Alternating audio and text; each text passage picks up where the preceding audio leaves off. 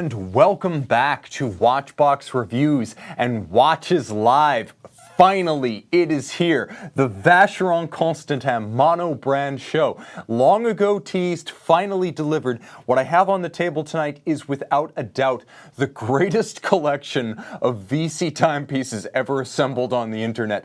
I have Les Masques, I have Perpetual calendars, I have Perpetual calendar chronographs, métiers d'art of many varieties, vintage, dress, sports, everything on the table tonight. Okay, Russell 996 first in the box. I can see John M., Philip Sebastian, Carlos Simon, Edward Ledden from Sweden, Simon Holt, H.K. Wan, John Gizel from Germany, WF. Welcome, guys. Okay, first, let me show you a big piece, a real big piece, just to prove my bona fides. From 1990 to 2000, 300 reference 30050s were made. Lamagna-based, tourbillon, power reserve, twin mainspring barrel, entirely hand-decorated. A handful became the 30051 with the 1760 SQ skeletonized and freehand engraved tourbillon caliber. And I am going to wind it, and you're going to watch it come to life. 50-hour power reserve, entirely skeletonized by hand. Black polished tourbillon bridge with black polished Maltese cross atop the tourbillon carriage. Twin mainspring barrels. This was back during the Sheikh Ahmed Yamani years. You thought that was a dark age for Vacheron? Think again. With watches like this, they were little seen but precious when they were. This is an absolute masterpiece. You can see this is not guilloche. This is every bridge cut almost to the quintessence of dust and then engraved after being cut out and skeletonized. You'll even note that the twin mainspring barrels have been fully skeletonized. Everything is hand finished. It's not just the engraving.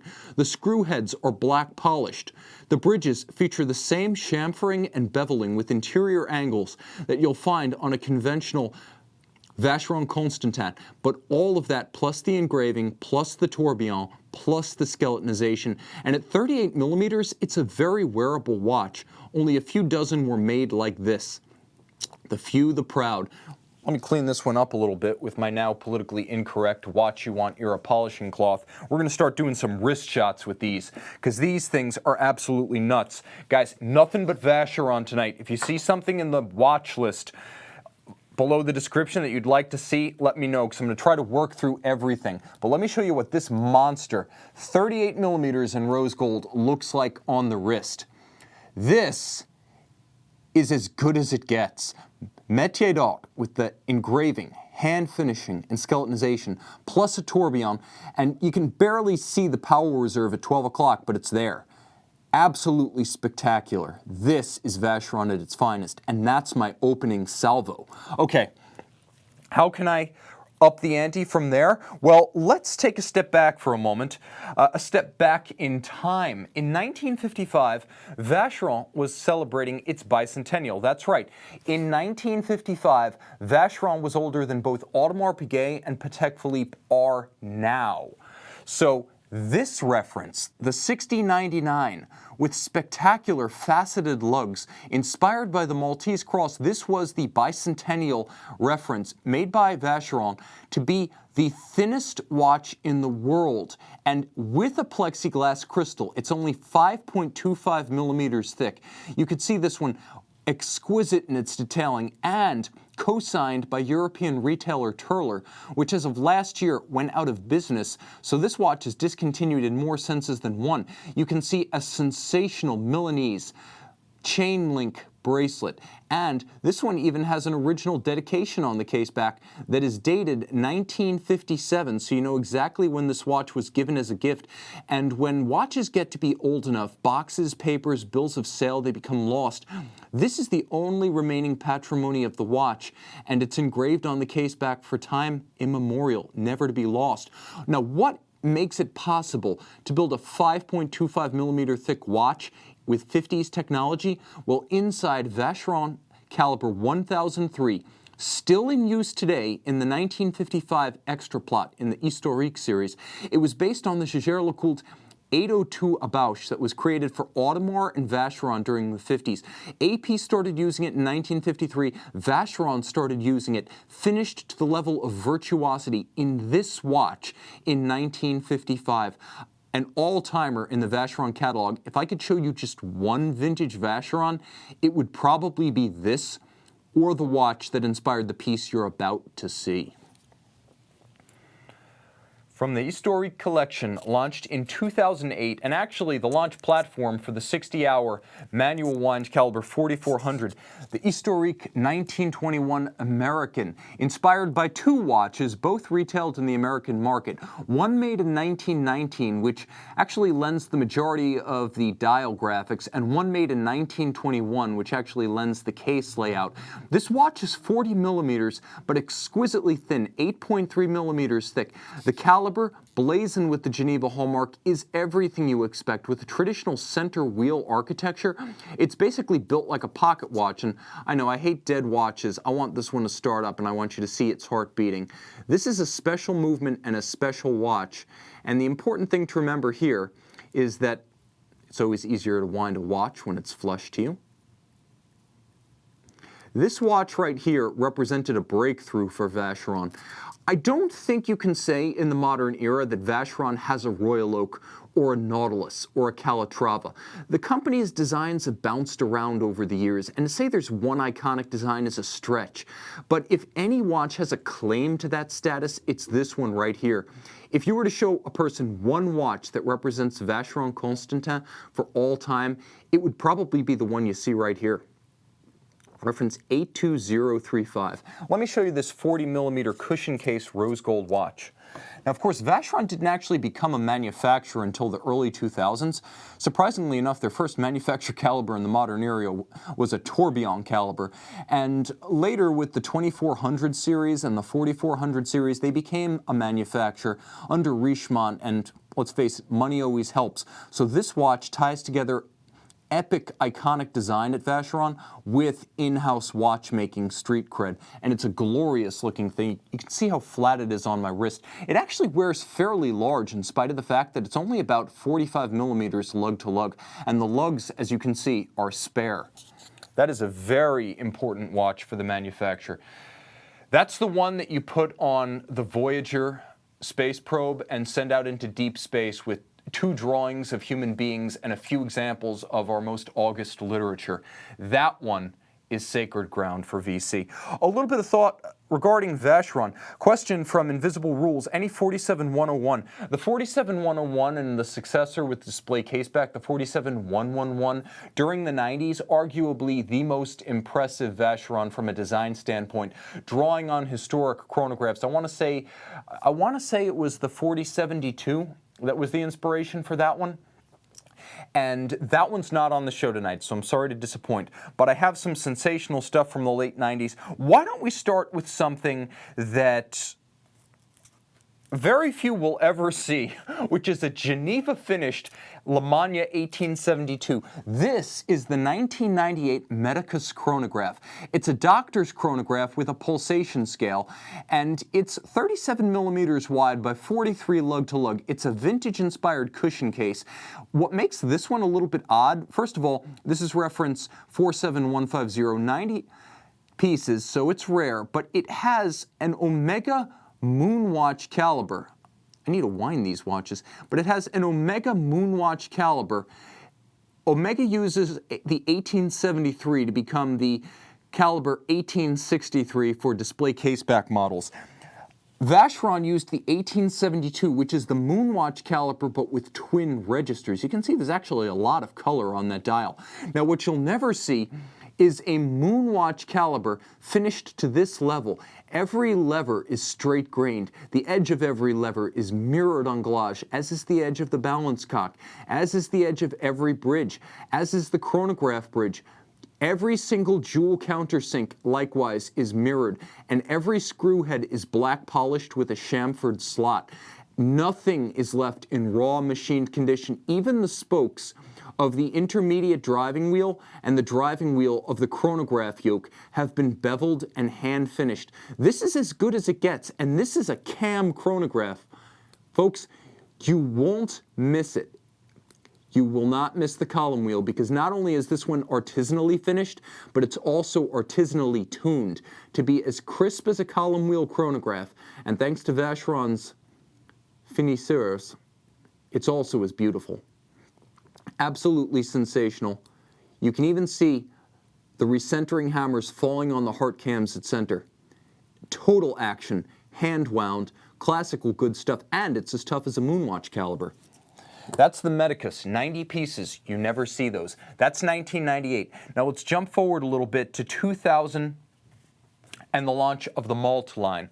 The Malta line, originally a contemporary men's line within Vacheron's catalog. Later, during the mid-2000s, it merged with what was originally the Royal Eagle. And a lot of folks think of the Malta as a tonneau case line. It wasn't that way in 2000. And this watch was the flagship of the collection. This is the 47112 in yellow gold. This is the Malta Perpetual calendar chronograph. Now it's powered by the same Lemania 23 Tennebausch that went to the moon with Omega as the caliber 321 and served in the Patek Philippe 5070. It's actually got a display case back that I need to pop open with my spare fingernails. But this is the same Patek Philippe CH27/Omega 321, finished to Geneva Hallmark standards. You get the works with this watch. You get the solid case back so you're not shorted any gold. And you get the display case back so you can see that for which you've paid. It's the best of both worlds. If you saw the Miami Vice movie, the Michael Mann movie, this is the watch that Colin Farrell wears during the movie. So it's a little bit of a film star too. You'll note that the melancholy sun and moon is hand engraved out of solid gold. The hands as well as the indices, likewise solid gold.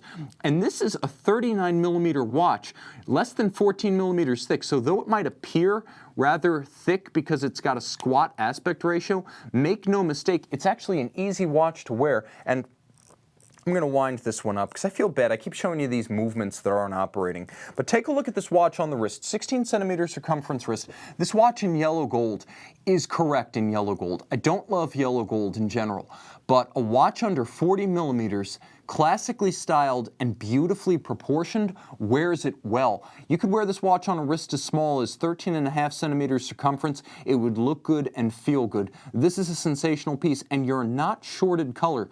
A combination of silver, red, and yellow gold on this dial. This is a work of art that can also tell you the time every day of the week, every week of the year, and it's the everyday complication, a perpetual calendar with the king of complications in a chronograph.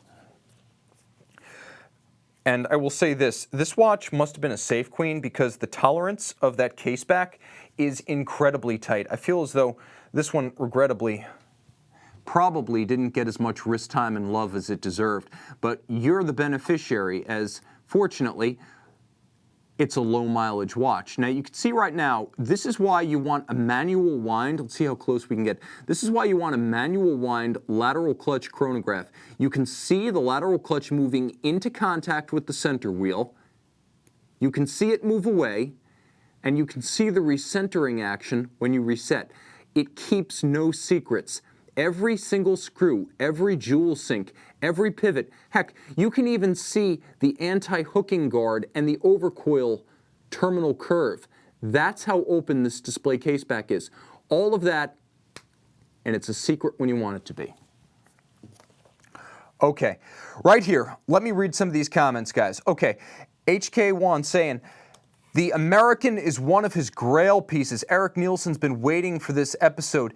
Yahia Balba joining us from Egypt. Thank you for staying up. It must be late over there. I appreciate that. All you guys who stay up late or get up early, you have my double thanks because you are the true troopers who help me basically keep my job. Thank you. Moving on, I can see right now, Wise Guy 724, wasn't this show supposed to air in the spring sometime? Sure, and politics forced me to move it to the summer.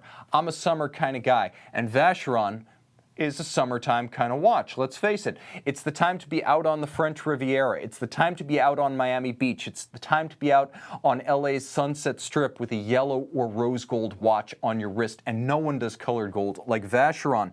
I can also see we have a question. Richard Combe, Harmony Dual Time Anniversary Limited Edition Rose Gold. He's a fan. Unfortunately, we don't have that here. We do have it downstairs in the boutique. and I can see bump, bump, bump. Tim, what are some of your favorite types of comments to look for when you rewatch the live chat? Questions that I can use for topics in future shows. Questions that inspire me to take inventory I didn't know we had and film in videos. And questions that inspire me to address, if it can't be a show topic, at least address in passing thoughts or comments you might have, and ways I can improve. That too. Constructive criticism, always welcome. Okay, off topic, Nautilus bracelet versus overseas bracelet. Okay, not entirely off topic. Let's go with an overseas bracelet since I've got one right here. This is the second generation overseas chronograph. This is not the thumbnail removable bracelet that's on the current reference 5500. I'm going to say between the two of them, easily the overseas bracelet. First, the finish is everything you get on a Nautilus. Second, whether second generation or third generation, the overseas bracelet is fixed and sized with screws. Much more substantial, and Vacheron cutting no corners. This is just as beautifully finished with the same polished facets, the same satin finish, all of it executed by hand. You'll get the same level of quality as the Patek. You'll even get the same level of comfort.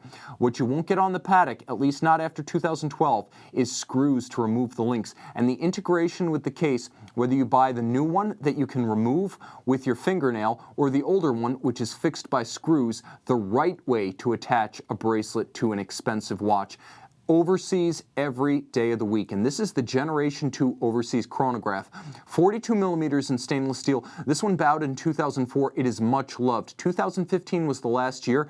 Frederic Piguet 1185 base doing business as the Vacheron 1137. Vertical clutch column wheel automatic, 150 meters water resistant, and let me pop the double deployment clasp. You can see the case back is solid. It bears the image of the full-rigged ship, reportedly inspired by the Italian naval training vessel Amerigo Vespucci, and of course it is the icon of the overseas line. Underneath, you have a soft iron cage, so this is 150 meters water resistant and anti-magnetic to 25,000 ampere per meter. The ISO standard for an anti-magnetic watch is 4,800 amperes per meter. So not only is this a true haute de gamme sports watch, it's a true sports watch in every sense. Screw down crown, 150 meters, brightly loomed, highly legible, and anti-magnetic. You get it all with the Gen 2 overseas. Pre-owned for the price of a new Rolex Daytona bought it list. You don't have to ask me twice which one I'd prefer. Now, I promised you a newer overseas, and sure enough, I've got one right here.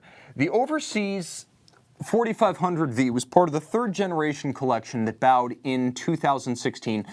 On its third pass, Vacheron went way up market. For the first time, all in-house calibers, with the exception of the Perpetual. For the first time, Geneva hallmark calibers. For the first time, display casebacks. For the first time, a quick release strap system. If you buy a steel overseas now, you get a leather strap, a rubber strap, and a bracelet. If you buy a gold one, you get a rubber strap for aquatic use, and you get a leather strap. This one's on the leather strap. The movement, caliber 5100, is a 60-hour automatic blazoned with the Geneva hallmark compass rose golden winding mass, and Vacheron was very specific when I spoke to them about this watch. This is not stamped, this is an engraved compass rose rotor. Absolutely gorgeous, and it's not just a Geneva hallmark movement. This is the post-2012 Geneva hallmark. It is a full watch standard to match the Patek Philippe seal. You will see materially better fit, finish, and assembly on the third generation overseas than you'll see on the second. The second is good. This is finally on par with AP 15202 and Nautilus 5711. Manufacturing quality, materials, and finish inside and out. Absolutely sensational. And I may as well show you, since I've tempted you now with this quick release strap system.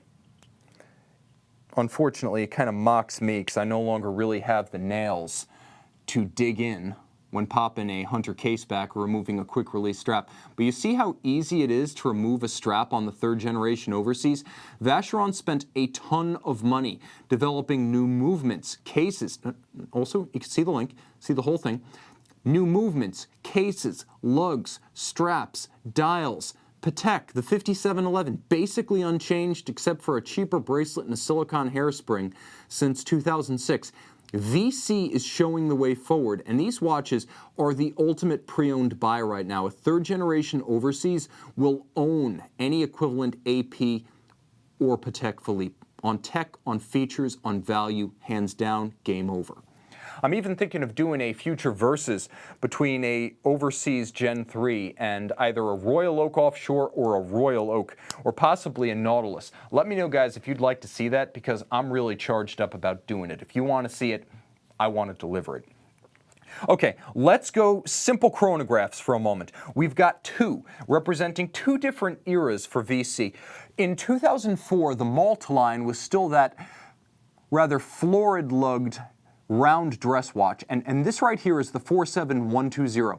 It debuted in 2004. It uses the Vacheron 1141, that CH27 Patek, that Omega 321, the Lamagna 2310 Bausch. In 2009, it was succeeded by the watch you see here, which is the Traditionnelle chronograph, back then before the 2015 split of the Patrimony and Traditionnelle lines into separate collections. This was actually called the Patrimony Traditionnelle chronograph. Today it's the Traditionnelle. How do you know the difference? Traditionnelle always has Dauphine hands at center. Okay, so this one right here is 41.5 millimeters. This one right here is 42. This one is rose gold. This one is white gold.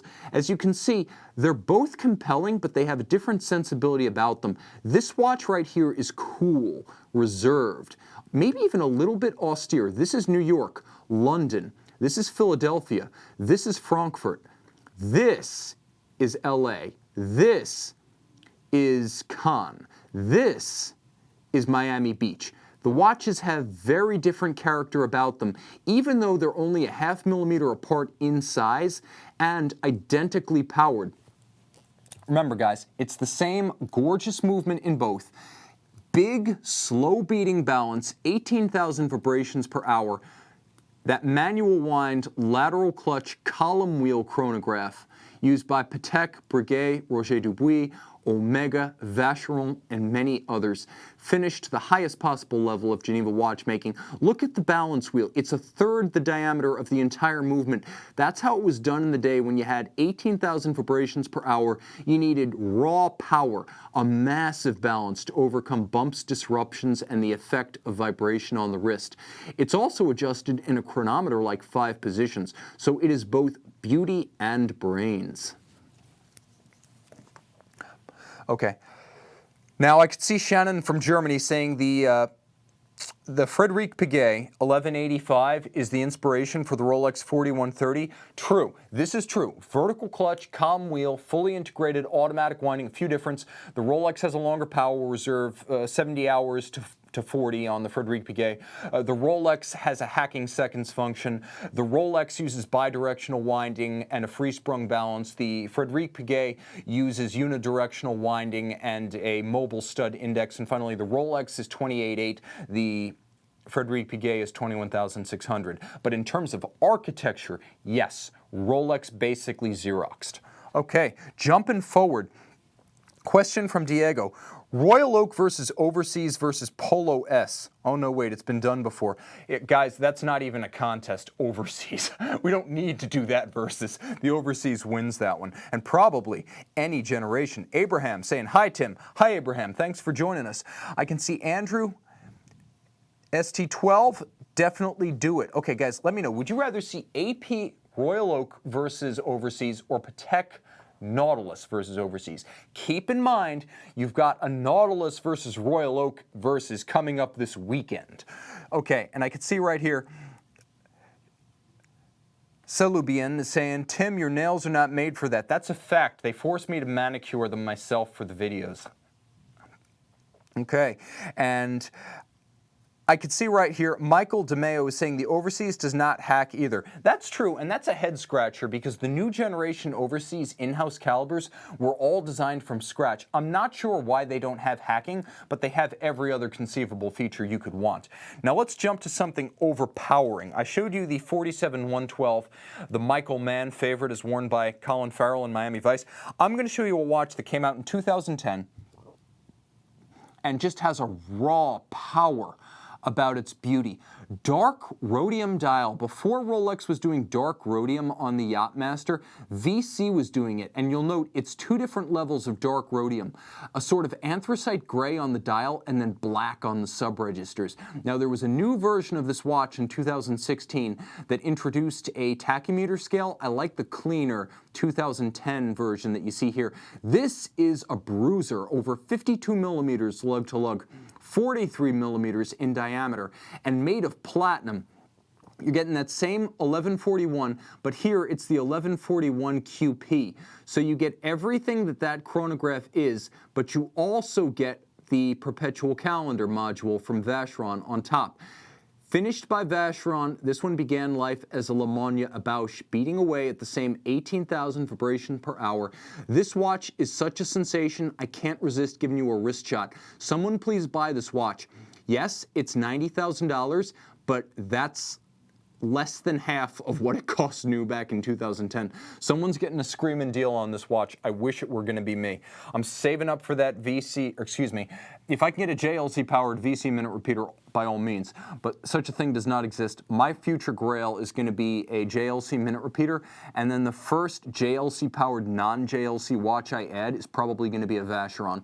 You could see, even at 43, the watch wears well on my 16 centimeter circumference wrist. It's not terribly thick. It's just over 13.5 millimeters. So like a true Vacheron, it will slip underneath a shirt cuff. This thing is just beastly. It's got a malevolence about it, and at the same time a hypnotic, entrancing kind of romance. This is Vacheron complicated watchmaking at its best, in the tradition of its grand complication pocket watches from the late 19th century. That's what this evokes, and it is sublime.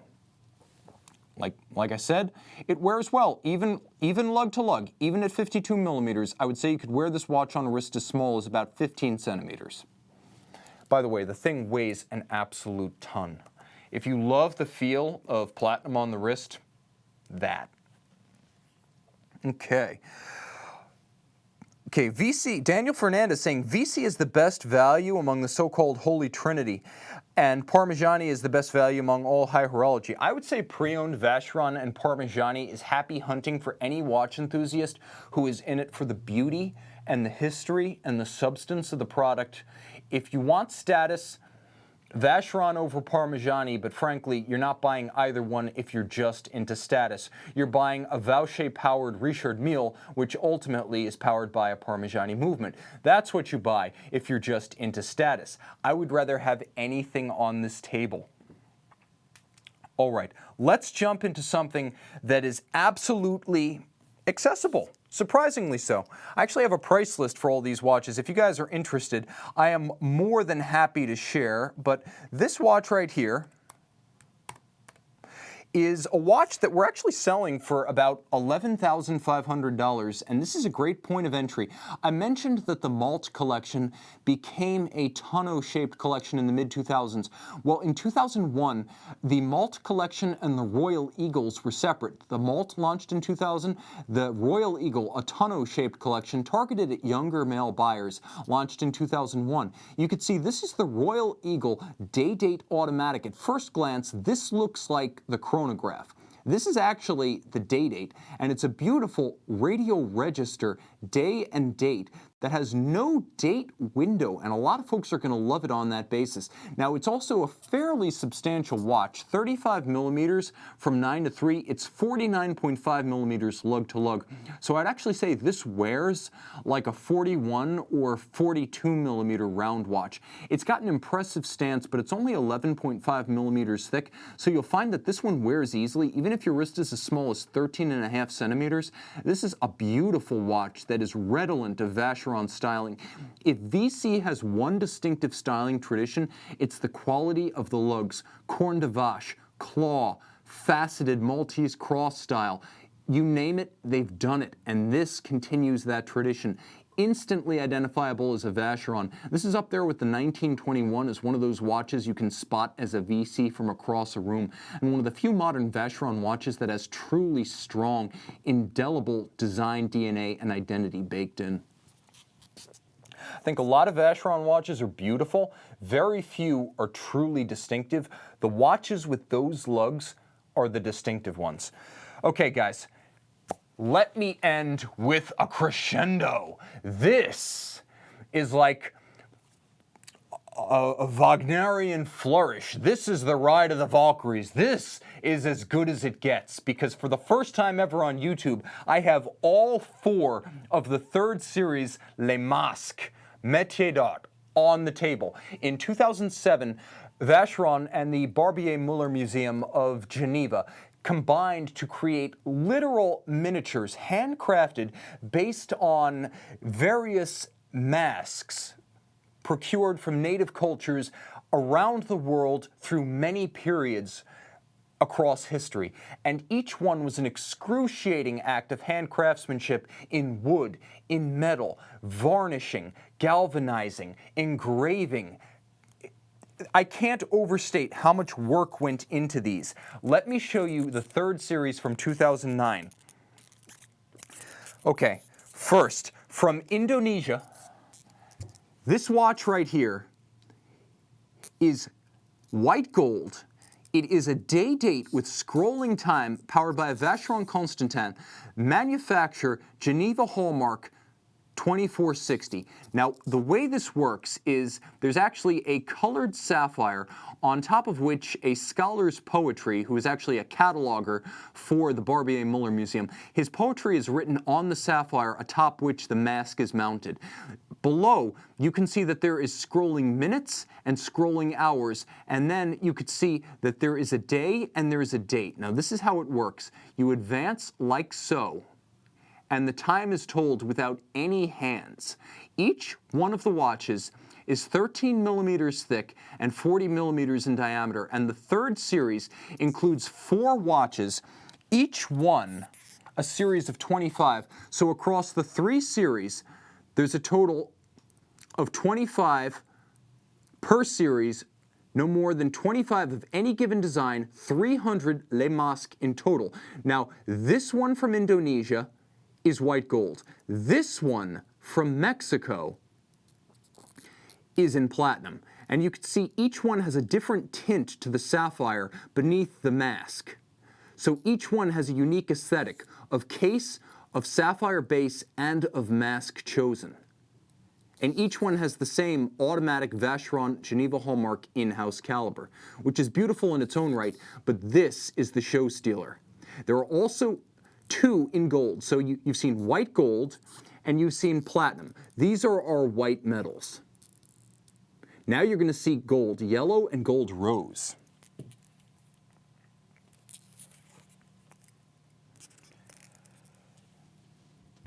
Now you can see in yellow gold with a crimson red sapphire base. This is actually a Tibetan mask, and the full-size, each one of these is based on a full-size mask, typically between about 25 centimeters and 40 centimeters tall. So this is a true miniature of the original. This one is based on a Tibetan mask from China. Tantric Tibetan monks, apparently, a little bit kinky. And then this one right here is based on a mask that was found in modern-day West Gabon, Africa. And you can see that each of these features an excruciating level of detail rendered by hand. These watches, 25 apiece for each of the models, took a full year to create in a series of 25. I would prefer that these watches be sold as a set of 4. I believe we're offering them individually, but do the right thing, pony up $290,000 and buy all 4 of them. They deserve to be united. They deserve to remain a family. This was a special moment. I believe those who truly follow the hand-finished and handcrafted métier d'art sector of high horology will, to a man and a woman, identify the Vacheron Constantin Les Masques series as the greatest métier d'art of the 2000s. And when you examine these watches in person, they live up to the legend. They say never meet your heroes, but I've met them, and they are giants of my imagination, even in person. Guys, thank you for joining me. This show was an absolute rolling riot for 35 minutes.